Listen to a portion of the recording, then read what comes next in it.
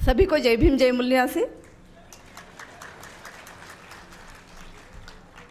सभी को शुभकामनाएं देती हूँ कि ये पार्टी आज हमने लॉन्च की है और इसके बारे में बताने के लिए हमारे जो राष्ट्रीय अध्यक्ष हैं माननीय बी.डी. बोरकर सर, इनको मैं यहाँ आमंत्रित करती हूँ। साथियों, एक बहुत बड़ी रिस्पॉन्सिबिलिटी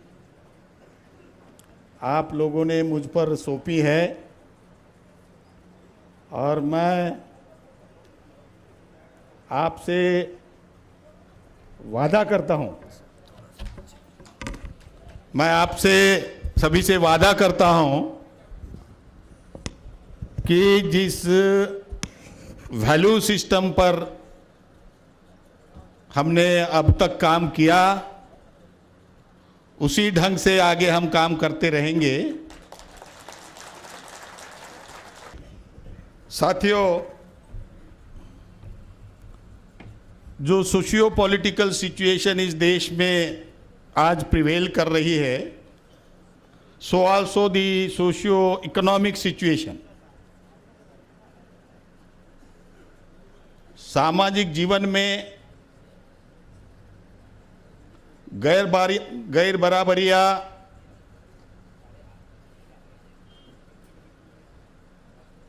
सिर्फ नहीं बनी ही नहीं रही है, पर वो बढ़ भी रही है। अन्याय अत्याचार की केसेस बढ़ रहे हैं।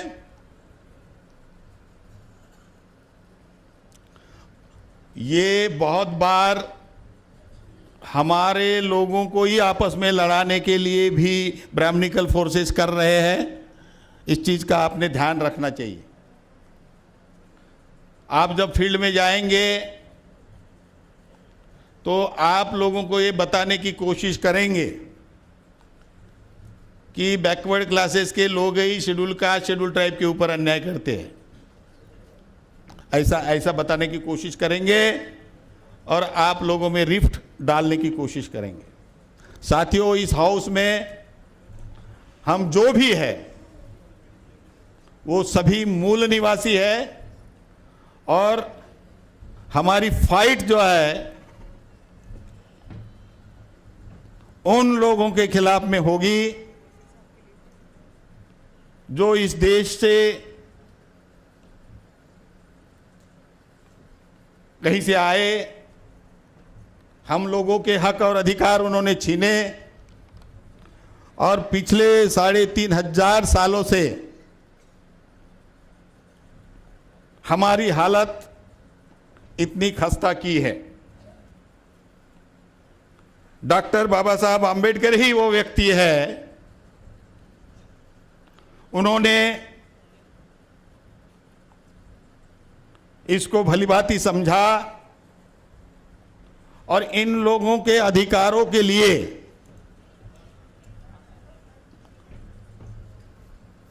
(1916) से अपना आंदोलन शुरू किया। 40 साल अथक परिश्रम किया और अल्टीमेटली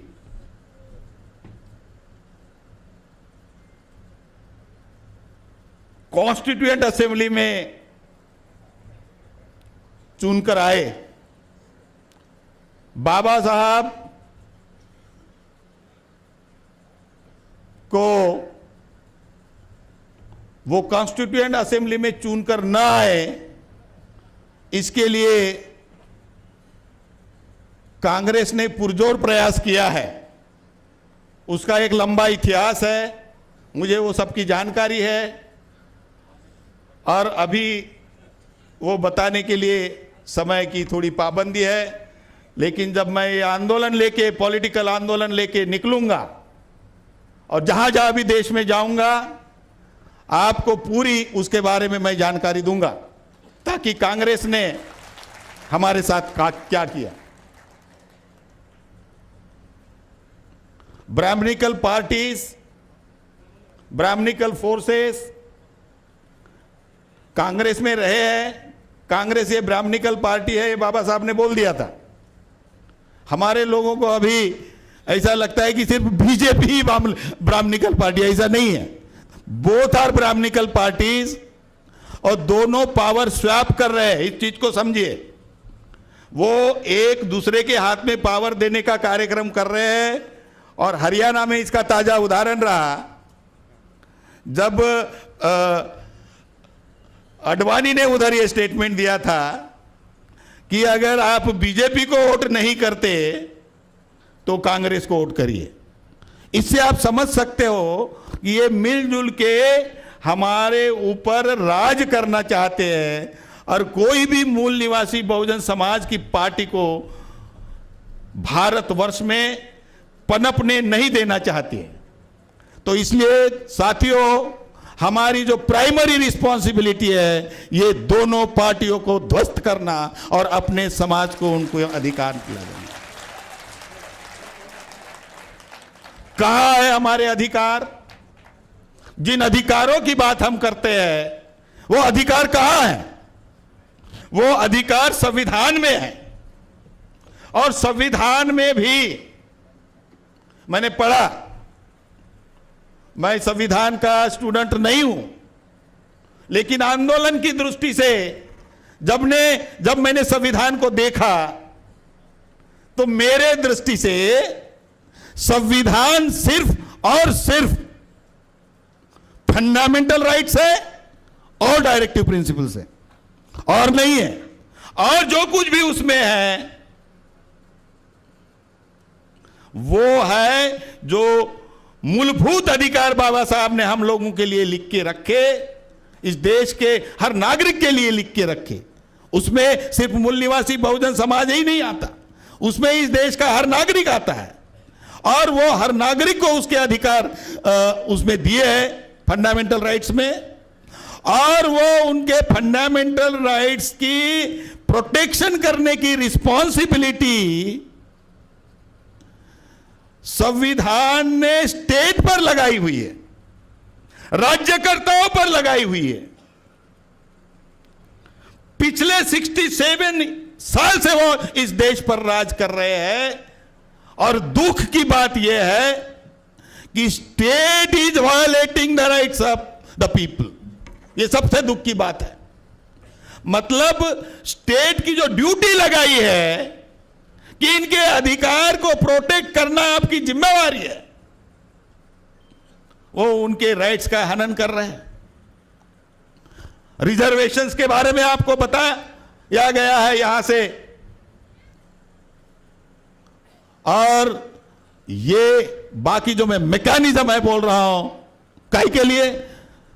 अधिकारों का प्रोटेक्शन करने के लिए लेजिस्लेचर बनाई।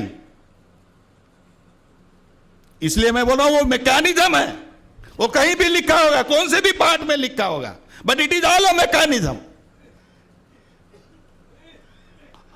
उनको ये कहा है कि इनके हित में कानून बनाओ। जो भी कानून बन रहे इन मेजॉरिटी समाज के, इस मूल निवासी बहुजन समाज के हित में बनाने के बजाय मुट्ठी भर लोगों के हित में बनाए जाते हैं और इस समाज के खिलाफ बनाए जाते हैं। So this is how the state is violating the constitution. दूसरी बात, एग्जीक्यूटिव बनाई, जो कानून बनाए गए, वैसे तो बनाते नहीं, लेकिन उनकी मजबूरियां है। किसने किया उन्हें मजबूर? बाबा साहब ने संविधान में हमारे अधिकार प्रोटेक्ट करके ये समग्र लोग जो हमारे अधिकार रोक कर रखे हैं उनको मजबूर किया, और उस मजबूरी के तहत वो कभी कभी हमारे हित में कुछ कानून बना लेते हैं। लेकिन जो एग्जीक्यूटिव है, इस देश की एग्जीक्यूटिव मशीनरी जो है, वो हमारे अधिकार हमें न मिले इसके लिए निरंतर काम करती रहती है। And all those post and positions are occupied by the Brahmanical forces and more so by Brahmins. इसलिए भी हमारी खस्ता हालत है।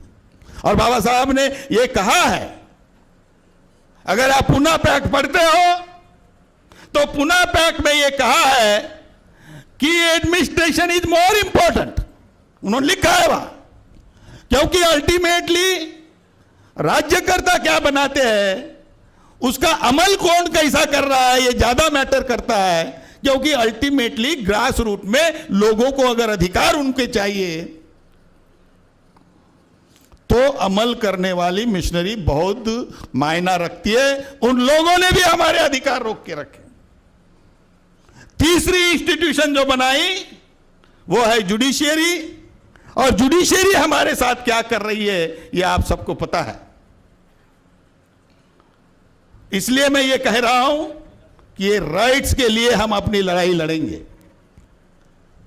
दूसरी इंपॉर्टेंट बात मैंने जो कहा कि जो कॉन्स्टिट्यूशंस का हार्ट है वो fundamental rights and directive principles है।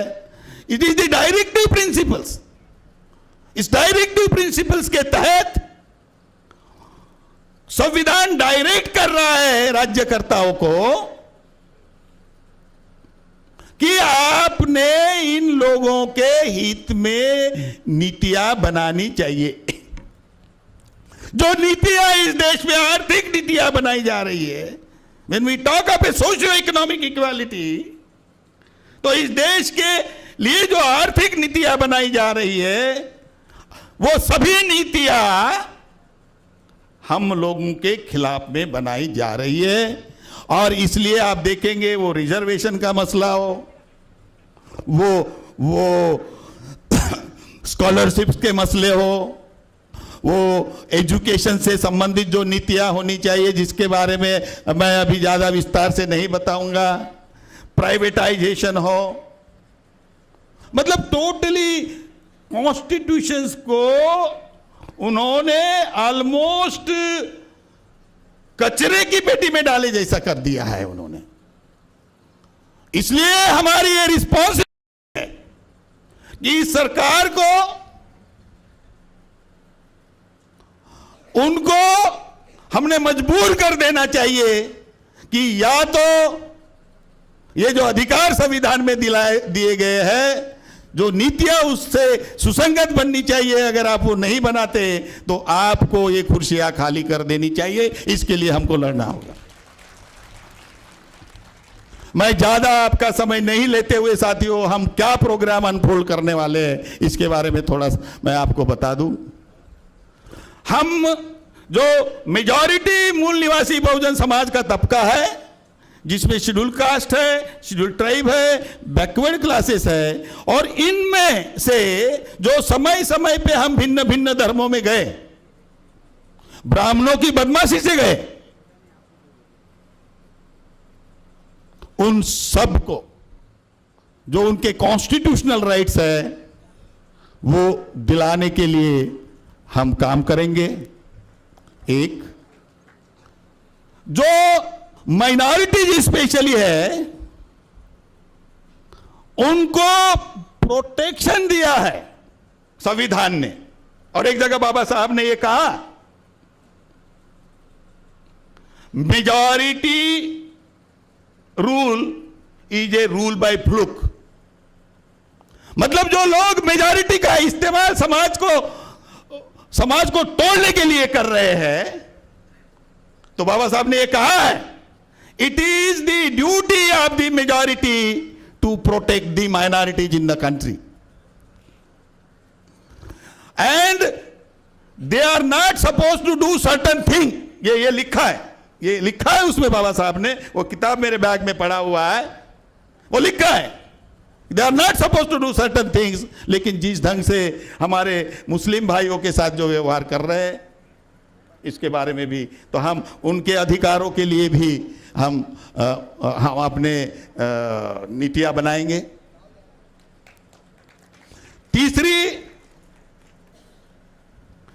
जो इंपॉर्टेंट बात है जो आप देख रहे हैं, इस देश में फार्मर्स मर रहे हैं। वो आंकड़े कैसे आ रहे हैं?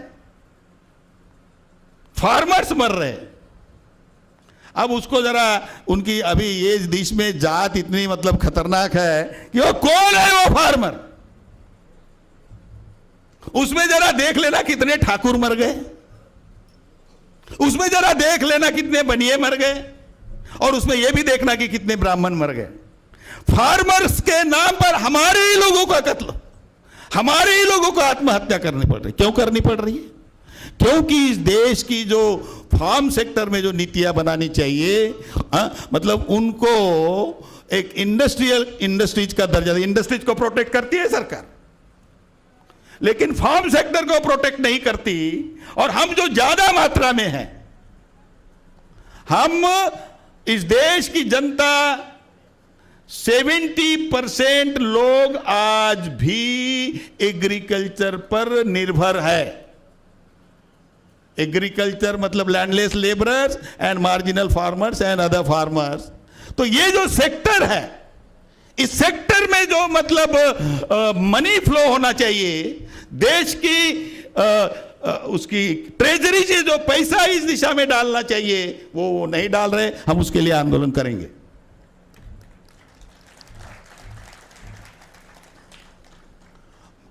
पिछले जब से मुझे समझ आई और बामसेप ने मतलब मैं जो एंट्री की थी,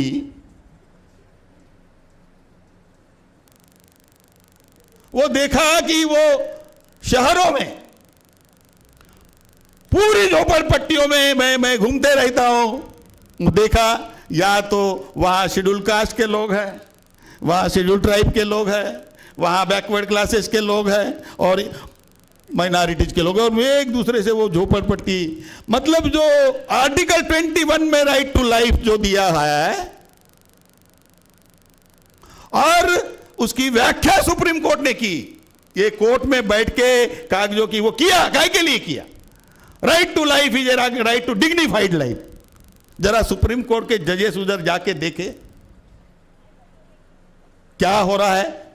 उनको रहने के लिए घर नहीं है, पीने के लिए पानी नहीं है, इलेक्ट्रिसिटी नहीं है, मेडिकल की सुविधाएं नहीं है।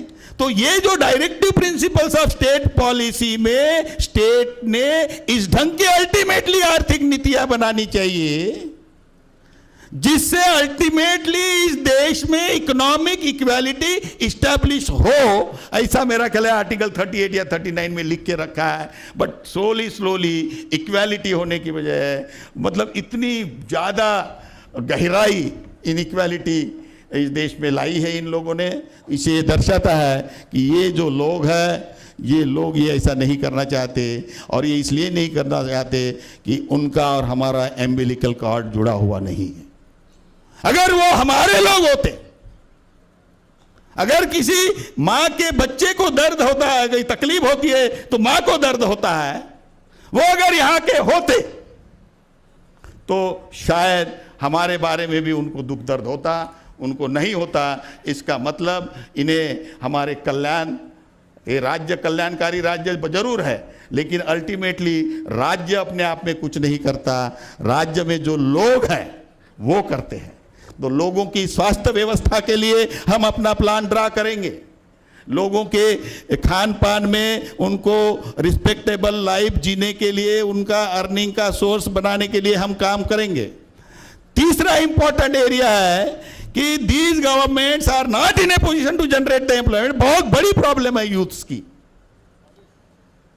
और इसमें जैसे मैंने अभी थोड़ी देर पहले इधर सुना हमारे कुछ साथियों को, तो वो हमारी नौकरी चली जाएगी, और फिर जो रिकमेंडेशंस आते हैं, ये जो चल रहा है इस देश में, अगर आप लोग इसके खिलाफ में आवाज नहीं उठाएंगे, हम तो उठाएंगे एज ए पॉलिटिकल पार्टी, लेकिन आप लोगों का मैं संपूर्ण साथ सहयोग चाहता हूं साथियों, और आपके साथ सहयोग से हम इनको डस्टबिन तक ले जाएंगे, और हम उस वक्त तक काम करेंगे अपने समाज के हित में जब तक इस समाज को उनके कॉन्स्टिट्यूशनल राइट्स दिलाने में हम कामयाब नहीं होंगे। मेरा ख्याल है इतना ही कुछ कहकर मैं अपनी बात समाप्त करता हूं। जय भीम, जय मूल्यवासी, और नए साल के लिए आपको सबको शुभकामनाएं देते हुए मैं अपनी बात समाप्त करता हूं। जय भीम, जय मूल्यवासी।